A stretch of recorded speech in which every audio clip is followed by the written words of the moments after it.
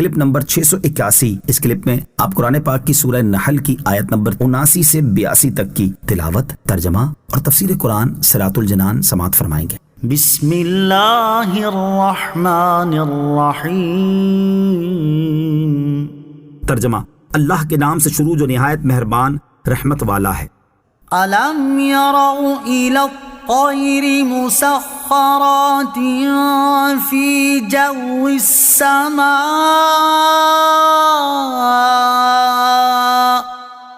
ما يمسكهن الا الله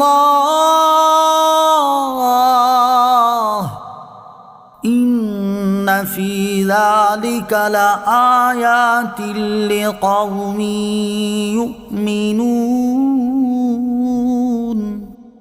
ترجمہ: کیا انہوں نے پرندوں کی طرف نہ دیکھا جو آسمان کی فضا میں اللہ کے حکم کے پابند ہیں؟ انہیں وہاں اللہ کے سوا کوئی نہیں روکتا، بے شک اس میں ایمان والوں کے لیے نشانیاں ہیں۔ الم یروا الی الطیر، کیا انہوں نے پرندوں کی طرف نہ دیکھا؟ اس آیت میں اللہ تعالیٰ نے پرندوں کی پرواز سے اپنی قدرت پر استدلال فرمایا۔ چنانچہ آیت کا خلاصہ یہ ہے کہ کیا لوگوں نے پرندوں کی طرف نہ دیکھا جو آسمان کی فضا میں اللہ عز و جل کے حکم کے پابند ہیں؟ انہیں ہوا میں اللہ عز و جل کے سوا کوئی گرنے سے نہیں روکتا، حالانکہ بھاری جسم اپنی طبیعت کے اعتبار سے گرنا چاہتا ہے، لیکن اللہ تعالیٰ نے اپنی قدرت سے پرندوں میں یہی نظام بنایا ہوا ہے۔ اس میں ایمان والوں کے لیے نشانیاں ہیں کہ اللہ تعالیٰ نے پرندوں کو ایسا پیدا کیا کہ وہ ہوا میں پرواز کر سکتے ہیں اور اپنے بھاری جسم کی طبیعت کے برخلاف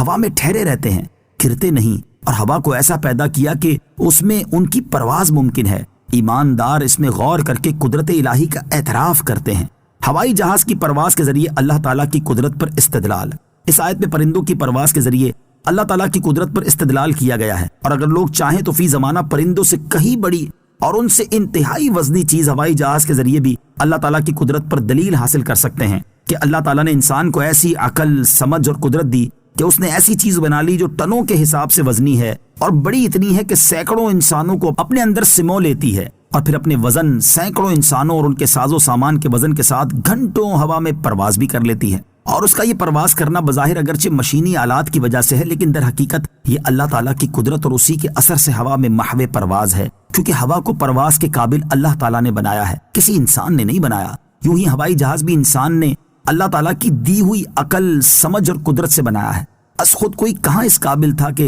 ایسی چیز بنا سکے۔ واللہ جعل لکم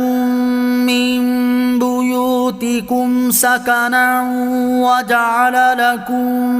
من جلود الانعام بیوتا تستخفونها يوم ظعنكم ويوم إقامتكم ومن أصوافها وأوبارها وأشعارها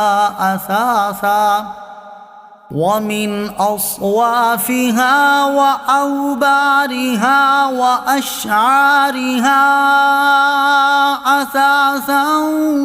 ومتاعا إلى حين۔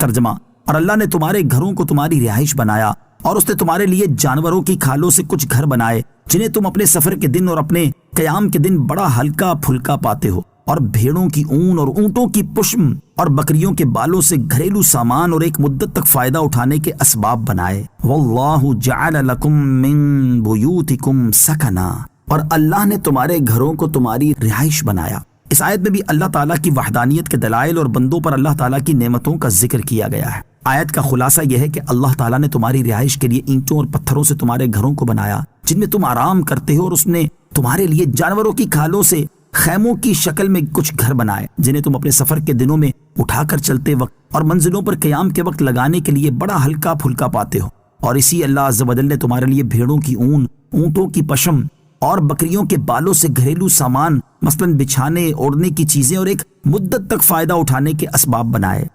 واللہ جعل لکم مما خلق ظلالا وجعل لکم من الجبال اکنانا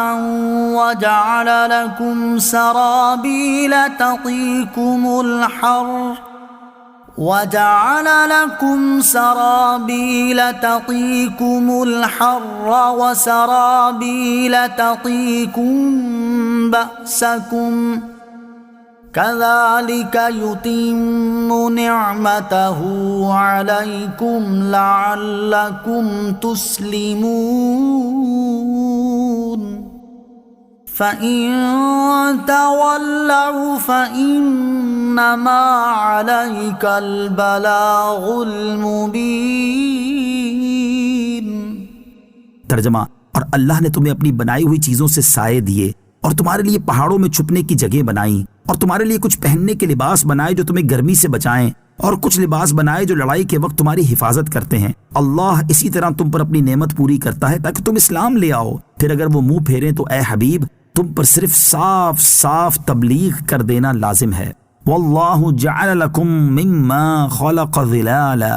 اور اللہ نے تمہیں اپنی بنائی ہوئی چیزوں سے سائے دیے، یعنی اے لوگو تم پر اللہ تعالیٰ کی یہ نعمتیں بھی ہیں کہ اس نے تمہیں اپنی بنائی ہوئی چیزوں، مکانوں، دیواروں، چھتوں، درختوں اور بادل وغیرہ سے سائے دیے جس میں تم آرام کر کے گرمی کی شدت سے بچتے ہو، اور تمہارے لیے پہاڑوں میں غار وغیرہ چھپنے کی جگہیں بنائیں تاکہ امیر غریب سب ان میں آرام کر سکیں، اور تمہارے پہننے کے لیے کچھ لباس ایسے بنائے جو تمہیں گرمی سردی سے بچاتے ہیں، اور کچھ لباس جیسے زرہ اور بازو بند وغیرہ ایسے بنائے جو لڑائی کے وقت تمہاری حفاظت کرتے ہیں، اور تیر، تلوار، نیزے وغیرہ سے تمہارے بچاؤ کا سامان ہوتے ہیں۔ اے لوگو، جس طرح اللہ تعالیٰ نے تمہارے لیے یہ چیزیں پیدا فرمائی، اسی طرح دنیا میں تمہاری ضروریات کا سامان پیدا فرما کر وہ تم پر اپنی نعمت پوری کرتا ہے تاکہ تم اس کی اطاعت کرو اور اس کی نعمتوں کا اعتراف کر کے اسلام لاؤ اور دین برحق قبول کر لو۔ فَإِن تَوَلَّوْا، پھر اگر وہ منہ پھیریں، یعنی اے حبیب صلی اللہ تعالیٰ علیہ وسلم اگر کفار مکہ آپ پر ایمان لانے اور آپ کی تصدیق کرنے سے اعراض کریں اور اپنے کفر پر ہی جمے رہیں تو آپ غمزدہ نہ ہوں،